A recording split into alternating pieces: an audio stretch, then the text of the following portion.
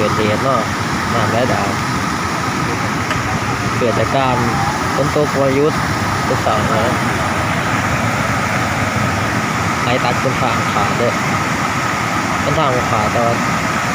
น้ำมันขาดฟังไว้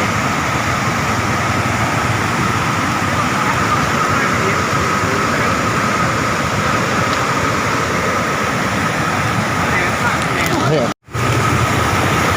แย่นะต้องใจด้วย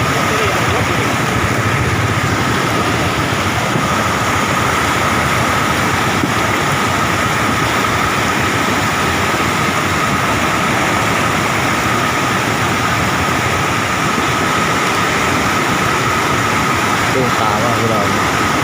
พอนำรถป้าบนขา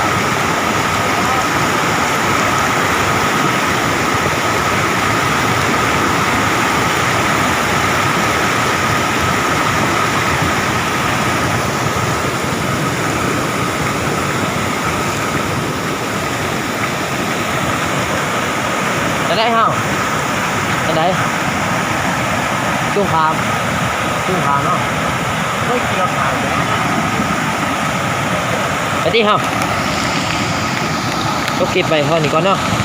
เดี๋ยวพากันขาม